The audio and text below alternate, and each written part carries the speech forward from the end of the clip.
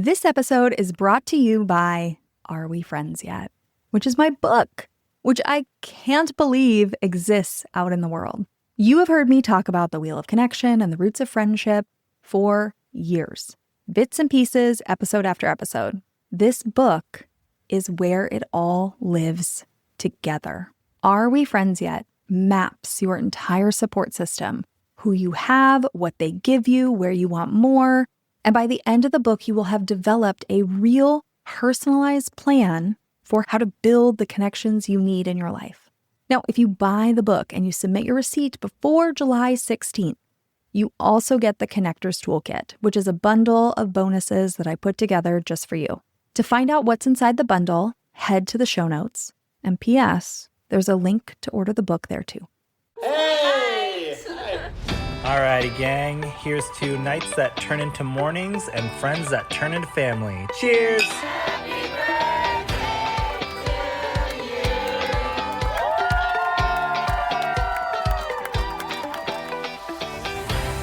Hello. Welcome to the Friendship IRL podcast.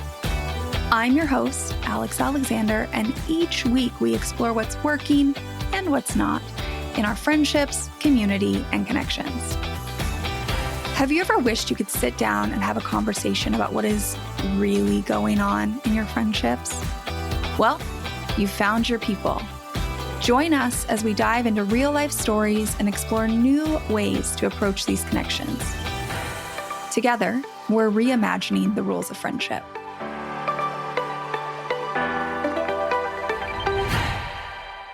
I feel like we've all seen a video like this, right? Somebody posts a video about friends moving into the same building, buying houses on the same street, turning some piece of land into their own little compound. And it goes viral every time, without fail, I swear. And I get it, because I am sending those videos to my friends too. We have had the conversations about buying a building together and living on different floors. We've talked about finding houses on the same street. We have a whole running joke about how we will all someday end up in the same retirement home, just together, like we always planned.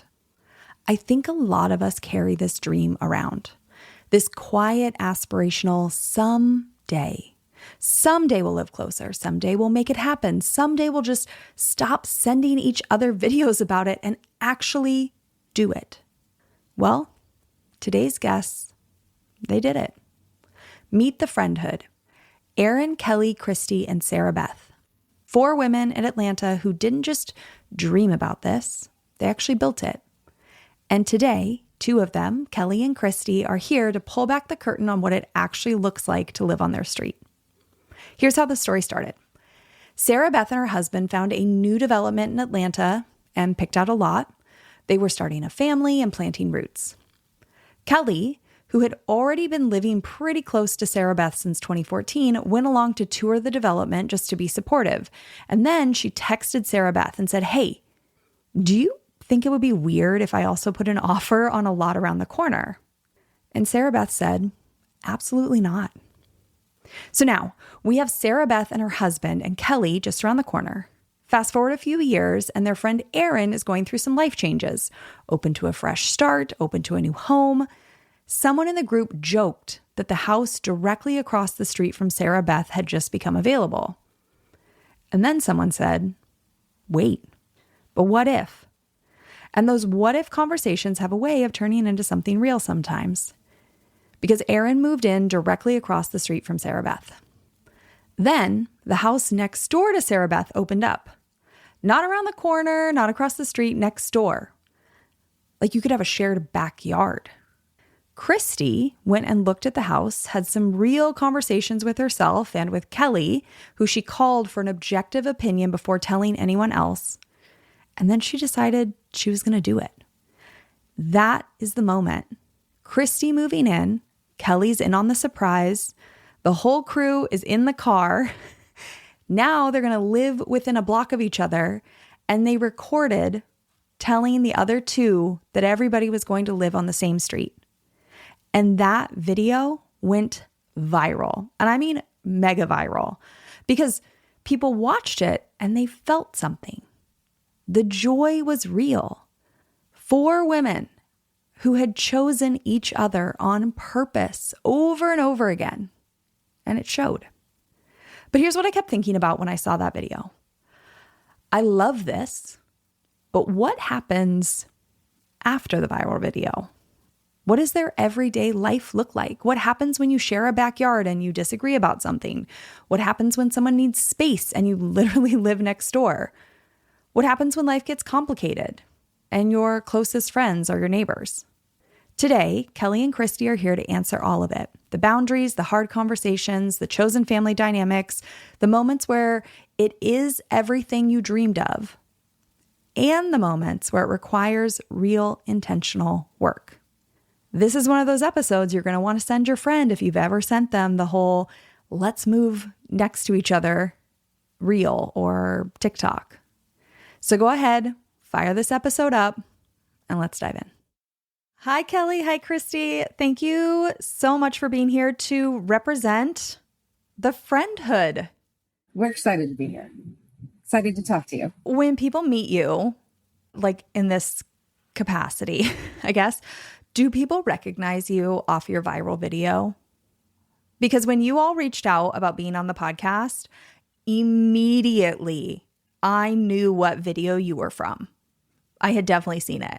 I think it depends on what space we're in. And then I think we have people in our lives that maybe didn't know that we had posted it and will be like, oh my gosh, I saw your video. It's come across my feed like 50 times. Yeah, we'll be in random spots and it's hilarious because women will come up to us and be like, oh my gosh, we've seen your guys' videos and your Instagram page and are following along. And that just brings a lot of joy to our hearts just because it's just a feel-good story.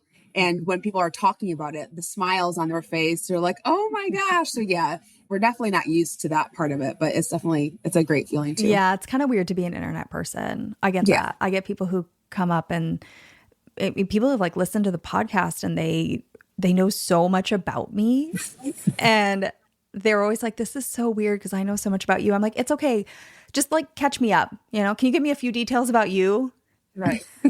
And then it will dive in. It's great. But I understand why you went viral. I'm sure, knowing how the algorithm works, that, I mean, thousands, tens of thousands of people sent your video to their friends and were like, this is how happy we could be if we all moved next to each other. I think people really reacted to, because you can tell it's authentic. You know, it was just a day. Kelly just decided to video. I was just excited about the surprise. And so I loved the reaction. I didn't really think about if there would be a different reaction. So I'm very happy that they reacted the way they did. But people really, I think it spoke to people because they felt like it was just actual joy. Yeah. So I think when you posted that video, that was like the 4th member moving to the same street. Mm-hmm.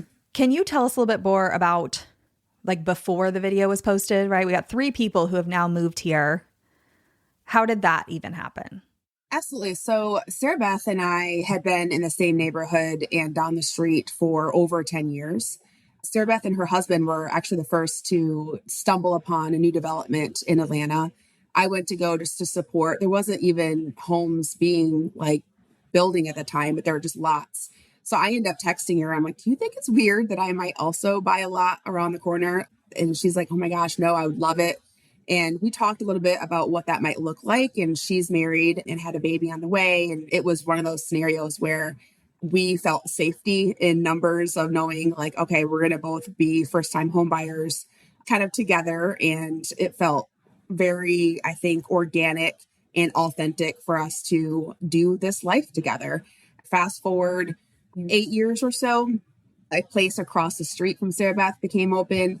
And one of our besties was going through a little bit of a transition and needed a change of an environment. Jokingly, Sarah Beth had mentioned, well, the house across the street's available. And we all kind of like, and awkward. But then we're like, wait a minute, but what if? And so those what if conversations, we just started to lean in a little bit more. And so Aaron moved in directly across the street from Sarah Beth. And then the home next door became open to Sarah Beth. And Sarah Beth was definitely like, Christy, you should move in next door Well, and I had been looking for a place. So I had been looking in the neighborhood, but so when it opened, I was like, oh, maybe. And I looked at it and I was like, I don't know. But the thought of living next to friends and having the community was definitely a selling point for me. Also a little bit scary. So I thought because it was right next door, we share a backyard. So it's like something happens, she's right there. And so I called Kelly and was like, hey, help me. Like, do you think this is a good idea? So it was totally a surprise because I didn't want peer pressure from Aaron or Sarah Beth. So I called Kelly because I knew she'd be an objective third party and kind of talk me through it. So she knows the dynamic of the relationship. We've all been friends for a really long time. So being able to talk through like, okay, what happens if we get mad at each other? How do we, is that going to be crazy to live right next door? Like, how do we deal with that? So we talked through it a little bit ourselves. And I just decided, well, if it's meant to be, I'll put an offer in and here we are. So what are some of the things that you, I guess, like thought through as potential negatives that were kind of keeping you just on the back foot a little bit, just thinking like, this sounds dreamy, but also let's think about the reality here? I think the thing for me, and Kelly might have separate thought, for me, it was more of I didn't want to ruin the relationship. Like we had such a good friendship and we were close and, did a lot of things together. But, sometimes in certain people, it's not the right thing to move next door, to live. The more you spend time with them, maybe it's a little bit challenging and it challenges that relationship. So we always had spent time together, but I was a little bit worried about what happens if, does this have any impact on the relationship? So that was kind of the questions I asked Kelly. But we talked about it and we've traveled together. We've had conflict. We've been able to walk through that and resolve it in a good way and talk through everything. So it was a concern, but not a huge one. It was just, hey, what do you think about this? I don't think this is for everybody, to be honest with you. I think that questions to ask yourself really is, are you able to put yourself in uncomfortable places and manage a good conversation with a friend or family member? Because this is a choice and it's a long-term choice and a decision that needs to be made. And you need to understand, are you self-aware, the growth opportunities that you may have, and also your friendship and who you might be in proximity to. So I don't know if length of friendship really matters outside of experience doing life alongside of that friendship. So managing conflict, traveling together multiple times, I think is important in both group settings and maybe one-on-one, in which we've all done prior to making these life-altering decisions. And also knowing our boundaries, understanding personalities, how we manage our moods, our cycles. Like there's a lot that goes through it. And we've actually managed a lot of different life changes together too. And so we need to be able to understand the space given. Not everyone needs to be on this growth journey. Sometimes people are like, I'm good right here. I'm going to support you because you're on this journey over here. And there's times where we're going to all link arms and do something all together as well when it comes just to growth and, whether if it's spiritual or if it's, job hunting, all that good stuff that happens when you're in friendships over for 20 years. So, yeah, there's so much vulnerability that maybe people aren't thinking about. Believe me, I would love to live. Like we have friends who joke about someday like buying a building together and all living on different floors, right? And having like a shared common space, moving to a compound, buying houses in the same neighborhood. Like my friends are also having this conversation, and I think so many people are. But when I think about your situation, what happens if one of you is like a workaholic and you're coming home from work at midnight every night and your friends notice, and they maybe never would have noticed if they didn't live across the street from you and see that all your lights are never on. And now they're asking you about that, and you maybe don't want to confront the fact that you're working all the time, or you share a backyard and you want to put some trees in and they're going to disrupt the other person's yard. And like, you now have to have a conversation as if it's shared space, because it kind of is. Like there's just so many potential layers. So I get why you're saying travel. Yeah. Because I do think that is the closest comparison, other than just like being roommates. Yeah. You can get. the other thing that's important is having some boundaries. So what you're talking about there, we have pretty good boundaries and allow space. So the misconception is that we are always together all of the time. And we're not. I mean, yes, we live close and it's great because, if I need to, I can call on one of them. But we also have separate lives and we all work different jobs. We're very busy. And those boundaries help make a safe space where you don't have to worry about, oh, it's too much. I'm always with this person. Yeah. I mean, what happens if one of you is throwing a party that the other people maybe weren't invited to? And I'm just throwing this out there for other people, like you guys, probably how you navigate this. But if you're you're inviting all your coworkers over and then your friends across the street see that you're having a party and they're like, wait, why wasn't I invited to that? Honestly, that's an easy thing. None of us, I think some of us younger, we had some FOMO, but we're more now at the age where we're like, don't invite me because it's fine. But like, I don't want to talk to your coworkers. Right, yeah, I'm good. However, we also understand the importance of like your friendships one-on-one, two-on-one. The more you add to a dynamic is just going to change that dynamic. And so if it is absolutely okay if someone has a different type of friend group over, we know how special that is for us to manage. And we want to give that same courtesy for others, especially for coworkers.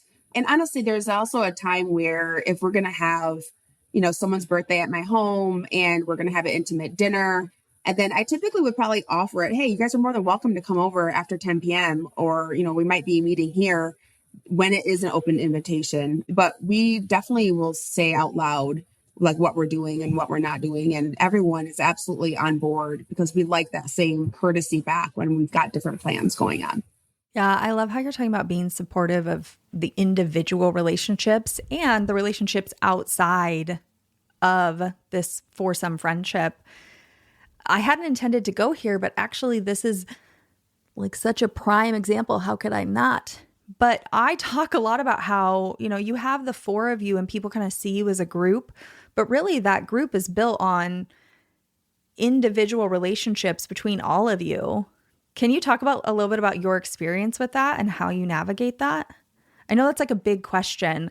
For so many people, they kind of assume that if you are a group, you are doing like everything together. And when I talk about how me and my friends are almost like cheering each other on if two people go off and do something because they got solo time. Oh, yeah. People think I'm crazy. Well, I'll be honest. I think in the very beginning, depending on relationships, we want to make sure everyone processes being included differently. And I think there was a moment where, I don't think it was before we moved in proximity wise, but Christy and I have been friends for over 20 years. We kind of grew up together in our early 20s. And so our dynamic is a little bit different than Sarah Beth and I's dynamic, where we've been friends since 2008, also a very long time, but how precious it is. And if I'm not there to support Sarah Beth and Christy I love that. Like, that is to my point. We have to make sure that if it's not me, then I'm glad you have someone to talk to, because that is what real love and real support feels like.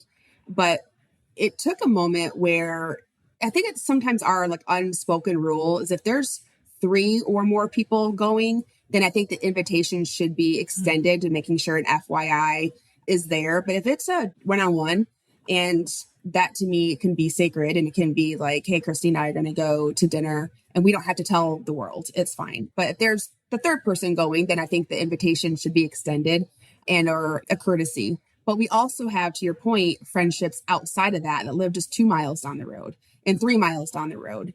And so we want to be cautious that just because we're always kind of conveniently together, that we're making time, that we're opening up the door for either invitations or peeling off for our quality time with other friend groups as well, because it's important.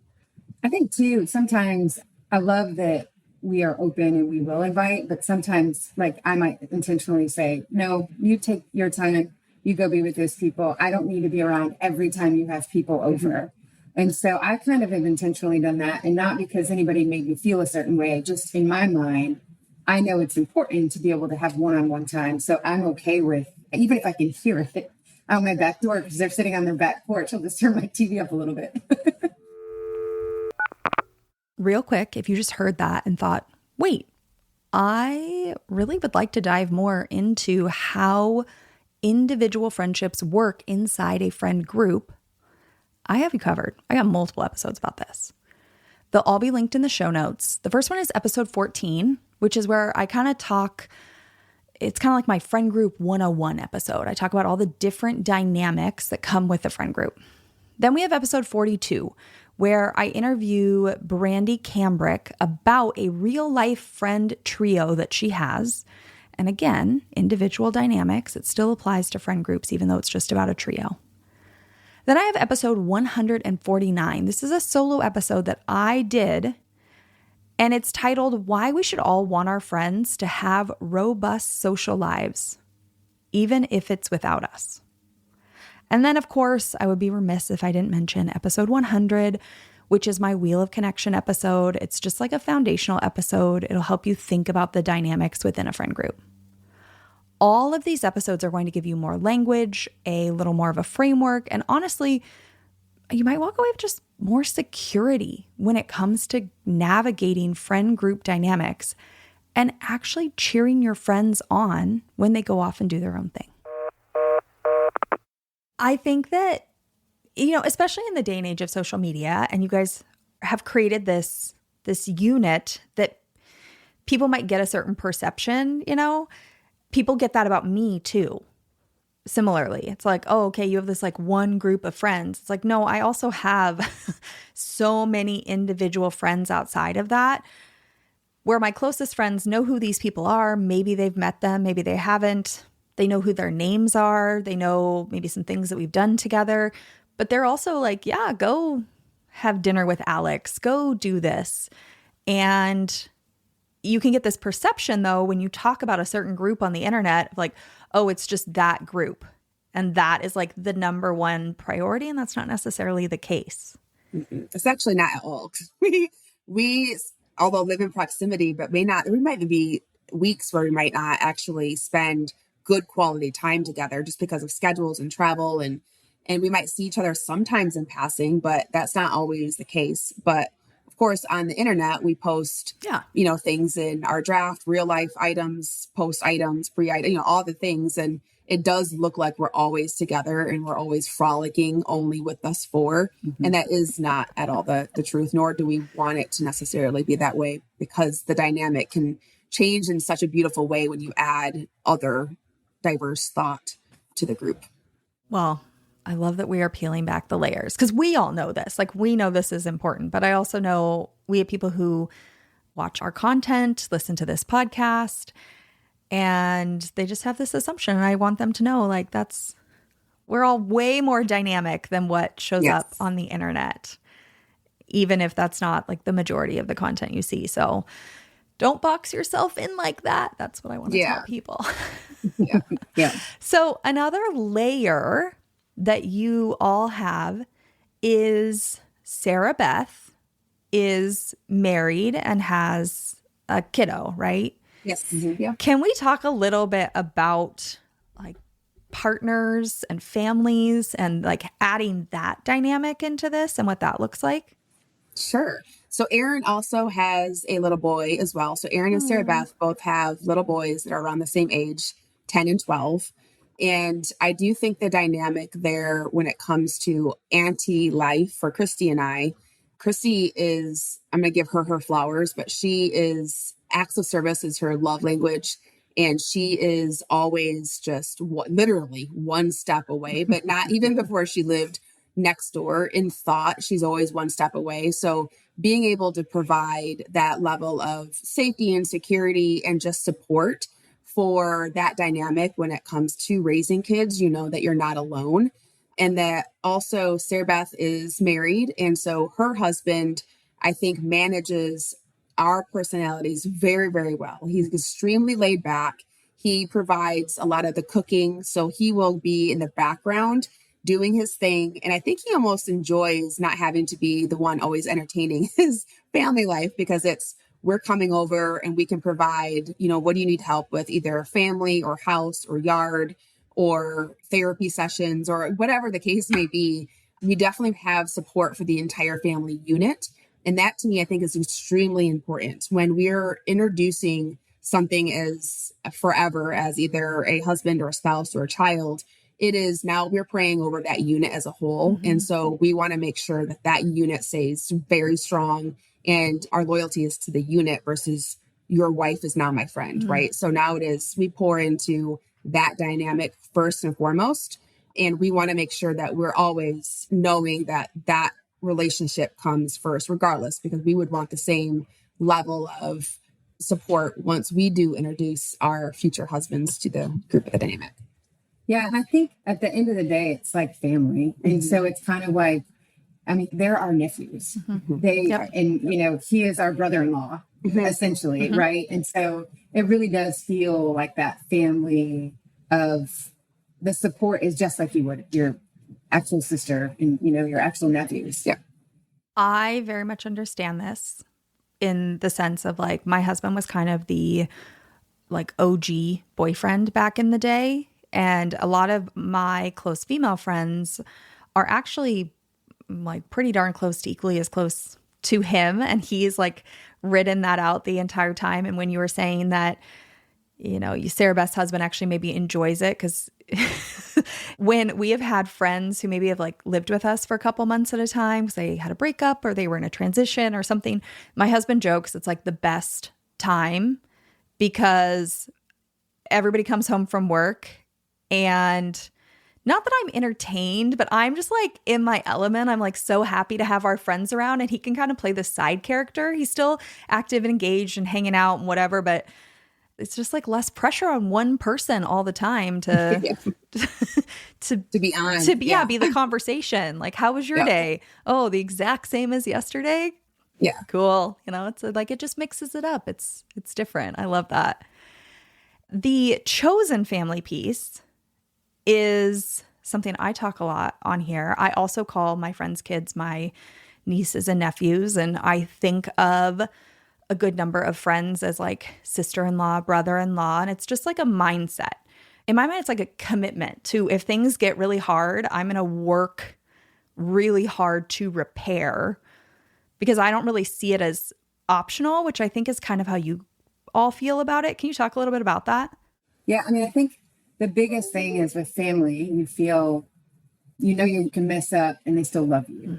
And they can mess up and you still love them. You might have something go on, but at the end of the day, you don't have to worry about, oh, they're not going to talk to me ever again because I said something or, you know, no mistake that I'm going to do is going to be big enough for them to totally walk away. So I think it's that comfort of knowing that they're there and that they love you through all of your ugly, all of your good, all of it. I think too, we also understand intent is extremely impactful when we have moods and swings and hormone changes and life changes. It can go up and down and round and round. And I think one is we're all committed, one to like our faith. Faith is our foundation of, at the end of the day, no one is perfect. And our intent is to love and to support. But we also know that we're all growing inside of like, oh gosh, I got some things to work on. And so we also hold each other accountable. And I think we don't let things fester for more than, I think there's that golden rule. If you're thinking about this 5 minutes from now, then maybe you should talk about it the next day. We don't try not to let things fester for too long, but we don't need to immediately correct someone because gosh, we would never stop talking or moving the needle around that. But we always think about intent. Is everything okay in her life? Have I noticed that there's been stressful moments? There's things going on at work. There's things going on like outside projects.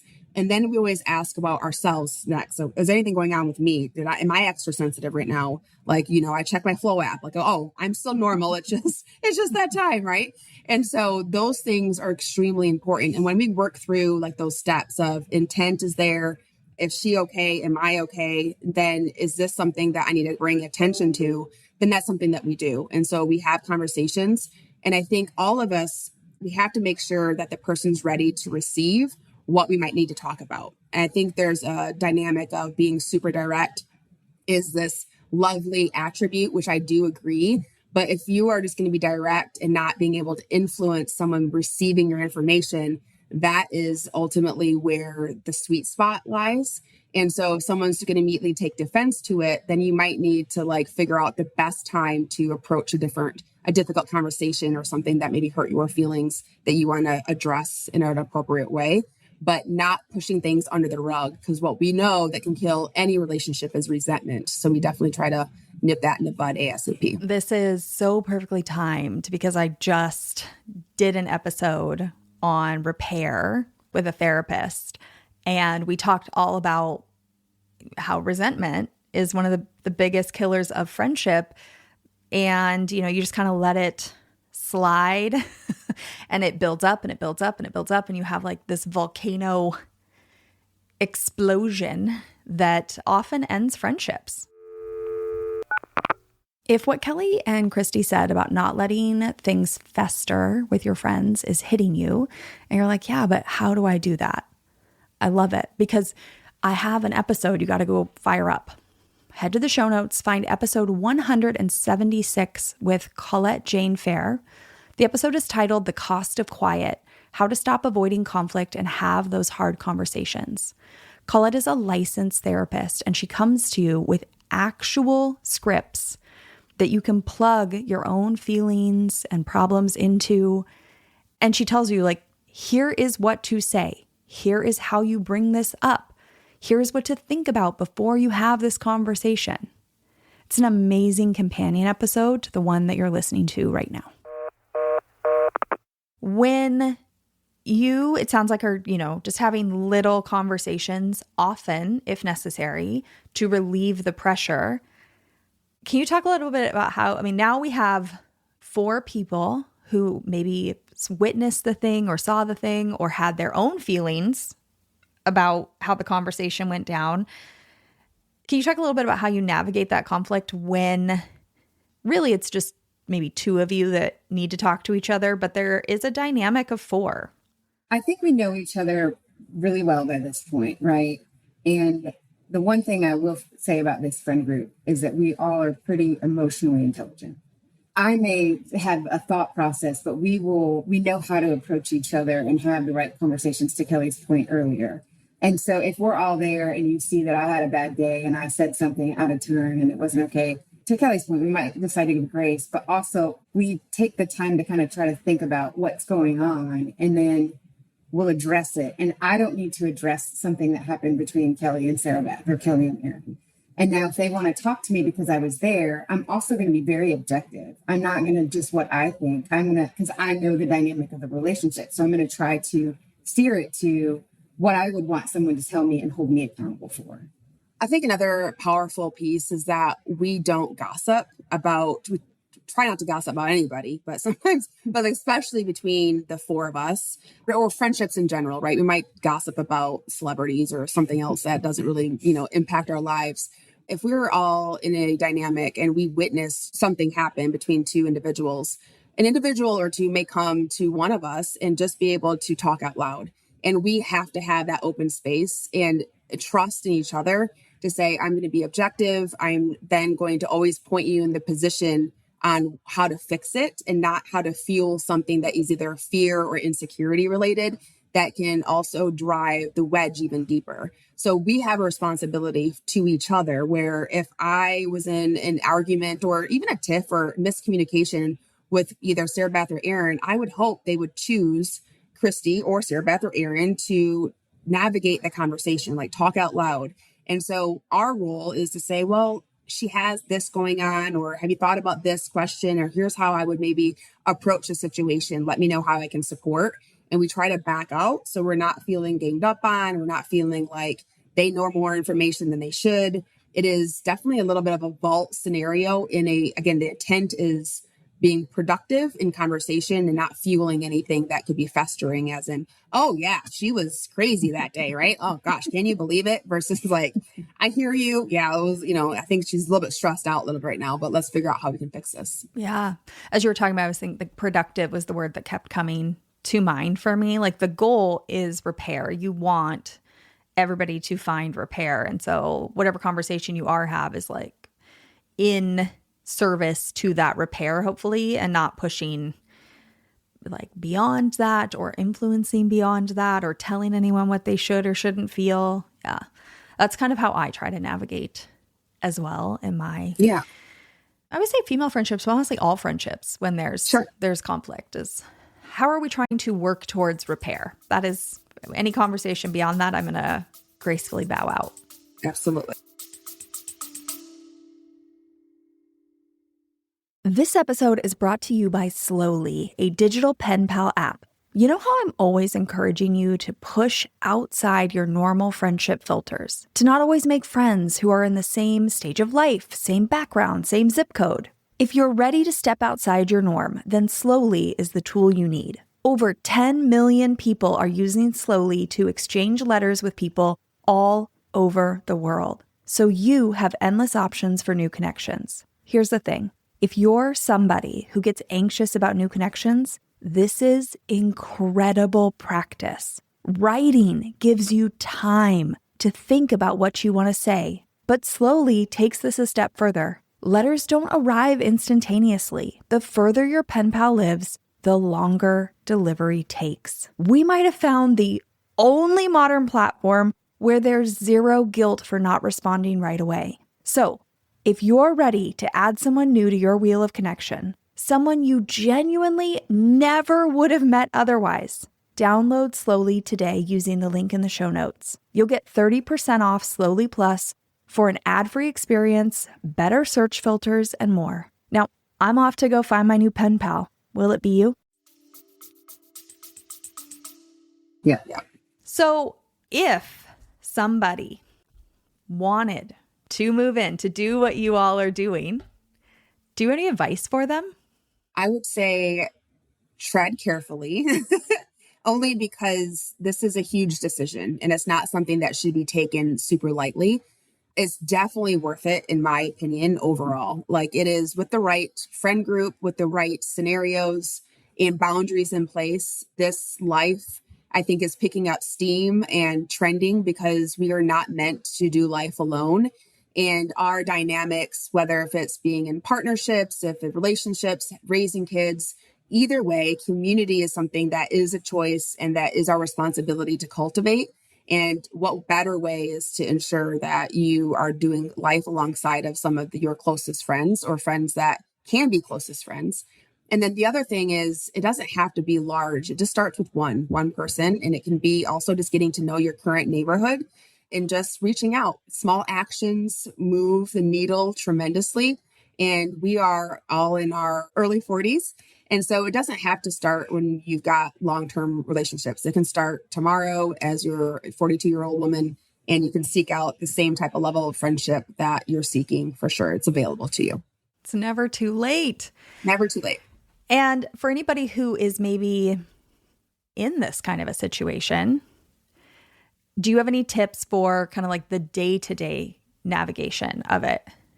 I think it's about setting the boundaries. So if you don't have them, and setting them together, you can't just put a boundary up and then not tell somebody what your boundary is, right? You need to have those real conversations, and you should feel comfortable to have those conversations. And then the second would be just be intentional, right? And all relationships need intentionality if you want the relationship to work, and if you want something to be a really good relationship, it just doesn't happen overnight. You have to both be intentional. So I think just making sure that you're doing that throughout. And there's so many tools available. So not everyone is going to be super direct. Not everyone, and some people are going to be more passive. Confrontation could, freak people out. So it's understanding yourself first and foremost and how you deal with information. And then hopefully partnering with a good friend that will ask, be curious. Hey, I'm curious in how you navigate when you feel left out. Can you give us examples of what you do when you feel left out and what leads to that? Because you're either going to find your friendships having ego or insecurity that are being led. And so that understanding how you fit in and knowing, oh, she likes to be included at all times, or I, for example, love to be disincluded sometimes. So it's just understanding like, okay, this is interesting. I didn't think about you navigating home life and your husband and your child, and I've got a dog, right? And so I have to make sure that if there's a text that's not being answered correctly or immediately or whatever, it's like giving a tons of grace. But also, if you're unsure of how to set boundaries, figure out what tools are available and what questions to ask your friendship. That doesn't obviously have to start living next door to each other. Those should be happening now of like check-ins. Like, all right, let's have a a yearly check-in with our friendship. How could I be better? How can I serve you better in my friendship with you? Are there things that are lacking, or what are you curious for? You also have to be very ready for what that feedback would look like too. I love that yearly check-in idea. Genius. I mean, curiosity in general, I think, is just so under discussed in friendship. I mean, I am curious, as it sounds like you have all been very curious about each other, and you have lived next to each other for, a decent amount of time. Some of you at this point, life changes happen. You have different phases. How does that impact curiosity? Because I think sometimes we get very stuck in what we believe about somebody, only to kind of find out they're in a new phase, and then they really are, a different person, or a slightly different version, or something you thought you knew is no longer the case. One of the things I think that's been super helpful for our group is that we all are on a journey of trying to better ourselves, so then we notice it. And so it is easy to get stuck in the label of what you were before. But I think because we all do a lot of self-reflection, that helps us. Now, you're not always going to have that in every friend group that you have, but I do think that helps us. And then I will say one thing: if you notice somebody else working on something, or being curious, or being intentional, you kind of do the same thing, right? Like, it catches on. It's like you surround yourself with people that are doing all these great things, and you start doing all the great things. You surround yourself with people that aren't, you're going to start, they pull you down. So I think that helps us, because we have friends that, like, Kelly will do self-work, and then when I talk to her, she might talk to me about what she's doing. But that makes me want to do it, right? It makes me want to better myself, and then be more curious about what she's doing, what's going on. So I do think that's helpful in a group. I think also it's kind of your responsibility, because if you've had habits in the past and your friend knows you in a certain way, and now you're trying to change and course correct something, those habits need to be consistent for that old you to be replaced in your friendships. And so that responsibility is two-part. Is one, yourself. You can't say that you're now this type of person, but you're showing up, and the actions and your behavior is still the old you living inside my head.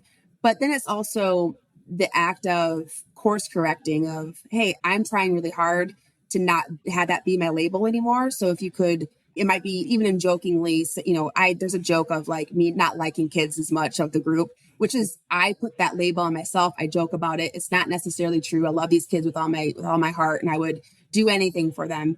But there was a moment where I would make that own joke of myself, but I didn't want to be labeled that in the friend group anymore. So I would always, but again, that's a joke. I'd love for that joke to kind of die and help me bury that in the backyard. Right. So that responsibility of just good communication and knowing okay, I've been this person for so long. It's going to take a moment for your habits to change and that new person to evolve in your other friendships' lives. And that's sometimes difficult.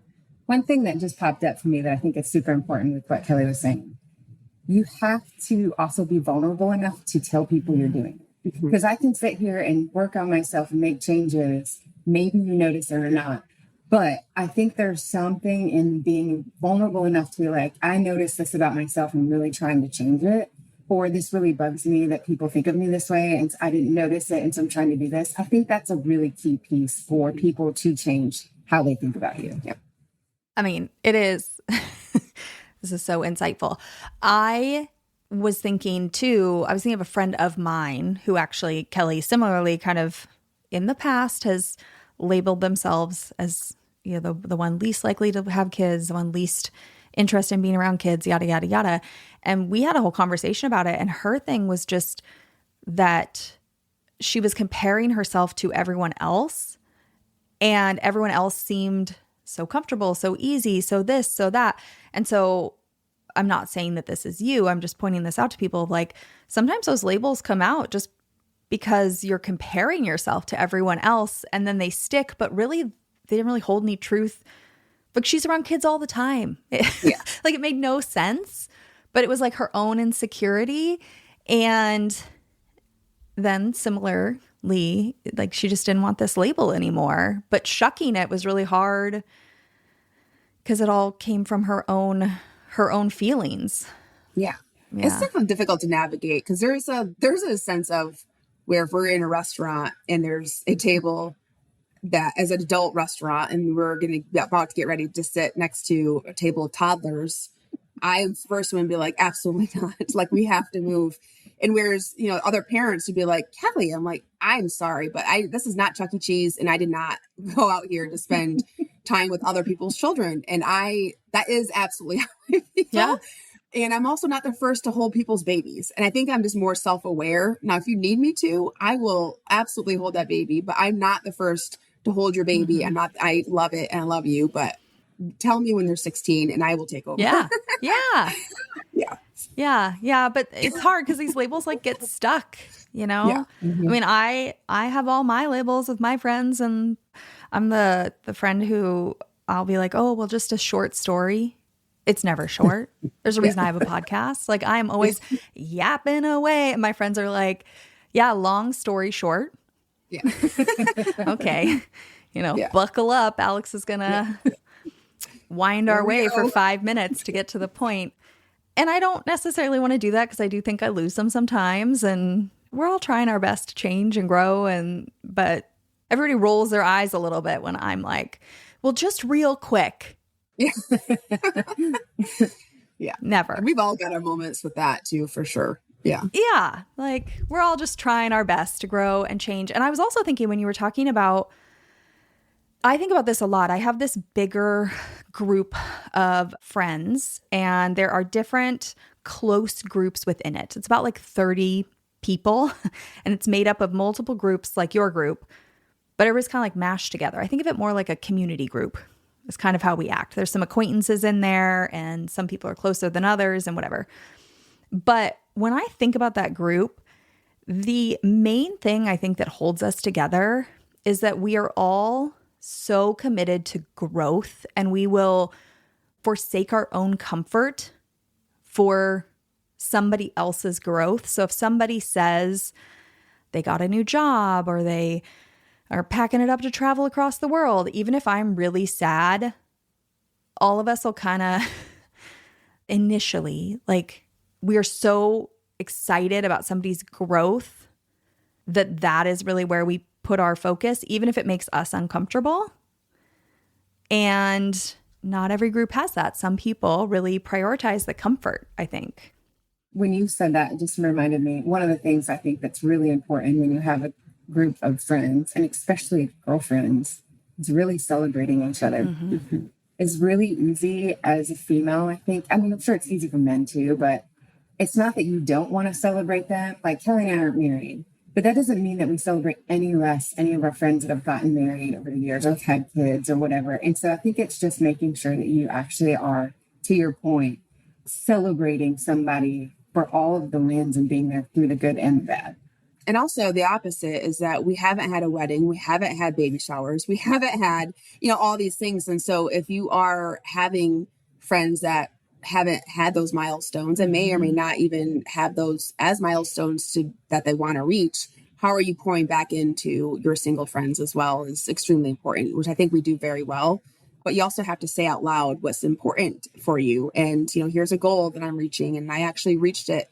And if you don't feel like your friend group is sharing their successes with you, I would say that there's probably something wrong in that dynamic, because why are they afraid or keeping it in? They should be, if they're coming home to either their friends or their family or their husband and saying, oh my gosh, I got this promotion, or I landed this really good deal.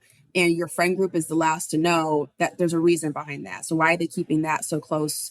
Do they not feel supported? Do they want to feel like they need to dim their light? Our job is to make sure everyone's light shines as bright as possible. Yeah, that's how I try and do it too. And I think sometimes, it's hard. Like, somebody might get a really exciting opportunity that maybe I wanted, or it's going to impact the amount of time we can spend together, or it's going to change something. I'm not saying that it's all happy for me and that friendship, but like you're saying, I want my friends to live the biggest, brightest, happiest life. And I normally find that on the other side of that change, we normally can find a new normal, and it's just as beautiful and exciting and has so many amazing milestones as what we had before. Mm-hmm. I try and remember that. Yeah. Over and over and over again. Yes. Because we're all trying to grow and change.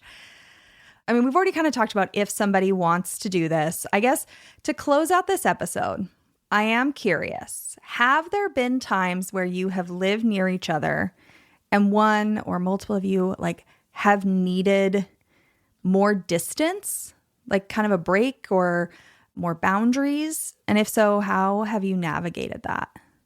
I don't know that that's really a problem. And then when we do need distance, it's usually short-lived, I love it. right? Like it might be like, hey, I need some downtime. And it's not distance from people. Like I'm probably the one that does it the most where I'm like, I just need some me time. I need to sit and just be on my couch. Work is crazy. It's very exhausting mentally. So I don't want to be around anybody. And it's nothing to do with them. But I've never felt like that has ever been an issue for us from a distance standpoint. And I think because we live such busy lives, we don't have a lot of that where it feels like, oh my gosh, all I do is see these women that I love. But oh my gosh. Yeah. And I think that's the key. Our lives are very busy, and we also have separate friend groups too. So there's been tons of weekends where we go and not see each other, but we also have each other's locations. We have a group text. So like, we know if people are safe at the end of the day, and we definitely do a check-in of throughout hey, I'm gonna have a busy weekend. I'm traveling.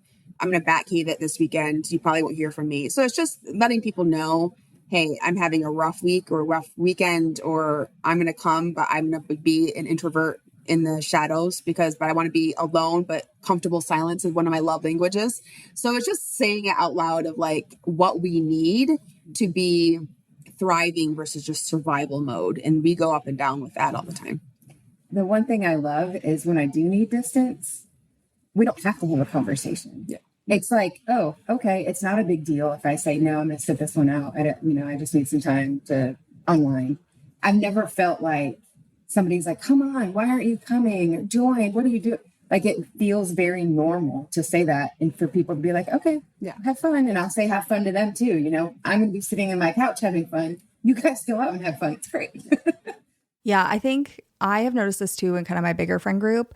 It almost is, it's like depersonalizing it a little bit. Like often I think if you were saying, well, I'm going to opt this one out, a lot of people think to themselves, oh, they don't want to see me.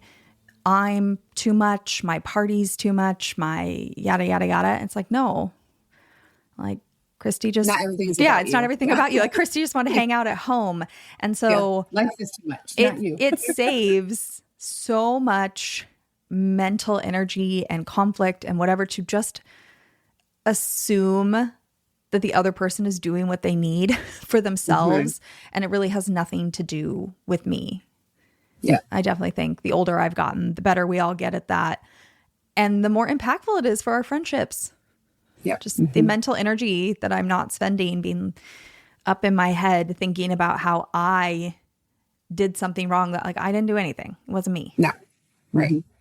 And I think we've been putting ourselves in each other's positions where you forced yourself to go and you're like, dang it, why am I here? Like I can't get the energy. Now I don't want to be the wet blanket in the group.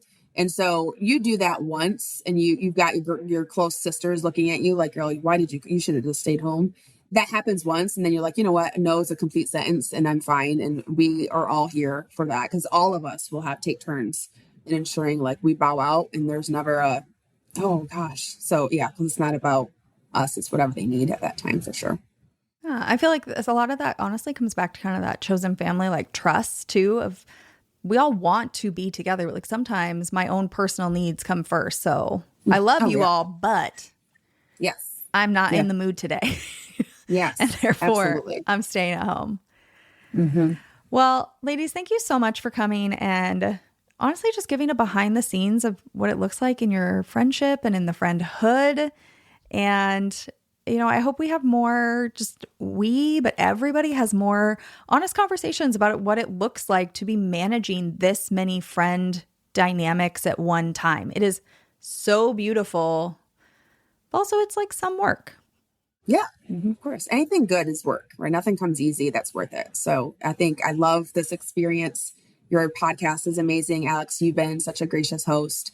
And we just want to be able to spread that how important community is, especially now time where there's a lot of uncertainty in the world. And so we want to make sure that you're not in it alone, that you can ask people for advice. You can lean in and it just takes one person and just be actionable and intentional. I think everyone will have a really good time meeting new people. It'd be great. Yeah, me too. I hope this conversation inspires some people maybe to talk to their friends. You know, they've been dreaming about moving closer to each other. It is possible. You can just start talking about it now. Absolutely. And it can be amazing. I mean, we love it. Like Kelly said, we wouldn't take it back. The hardest thing is going to be trying to move. Yeah. Because this isn't our, like, I don't think any of us think this is our forever home. And so, but that's going to be the toughest thing of how do we move away, and can we find some land or some houses that we're all together? Yeah. So that's a conversation you all are having love. Yeah. It's like essentially another newer development where we pick out lots and we're in the same neighborhood. I don't think we have to be direct neighbors necessarily, but in the same walking distance neighborhood. Absolutely. Well, best wishes with all your future plans. Thank you. I hope you find like the perfect little compound for all of you, or neighborhood, even if you're not next door. But I love the commitment. That's just so cool to hear. Yeah. Well, we appreciate you too, Alex. When the Friendhood and I started talking about the episode that you just heard today, my mind, of course, raced to the fact that I get to talk about this like aspirational life vision that a lot of us have, right? Of living close to our friends. And I'm so happy that we got to chat about what it looks like to live on the same street as your best friends. But this conversation went so many places I wasn't expecting. Friend group dynamics, how you handle conflict before it turns into resentment, boundaries, chosen family, and what it really means to commit to people the way you commit to family. There were so many gems in this episode. And if this episode has you thinking, like, okay, but what if I actually moved closer to friends? Then I want to point you to one other episode that kind of lives in the same space and is already in the Friendship IRL catalog. It's the one I did with Jenna Meyer Dale, episode 65.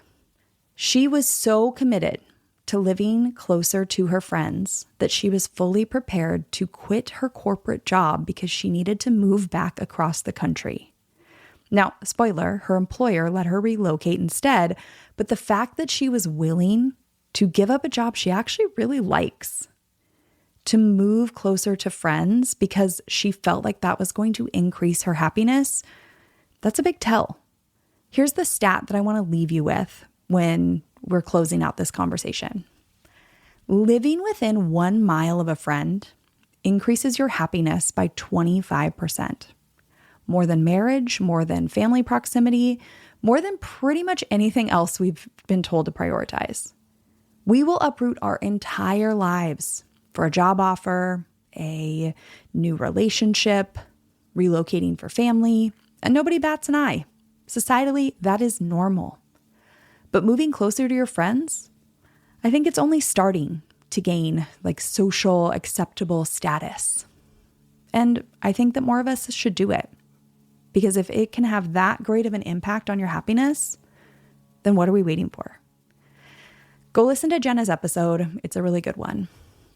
And speaking of, before I close it out and say goodbye to you today, have you moved closer to a friend? Do you have a unique living situation, a chosen family setup, a compound that you live on, a house that you bought with friends? If you have something that I haven't covered on the podcast, I would genuinely love to feature more stories like this. So please reach out, tell me about it, and let's get you behind the mic. Anybody can be on here. And with that, I'll see you next week. Thank you for listening to this episode of Friendship IRL. I am so honored to have these conversations with you, but don't let the chat die here. Send me a voice message. I created a special website just to chat with you. You can find it at alex.chat. You can also find me on Instagram. My handle at it's Alex Alexander. Or go ahead and leave a review wherever you prefer to listen to podcasts. Now, if you want to take this conversation a step further, send this episode to a friend. Tell them you found it interesting and use what we just talked about as a conversation starter the next time you and your friend hang out. No need for a teary goodbye. I'll be back with a new episode next week.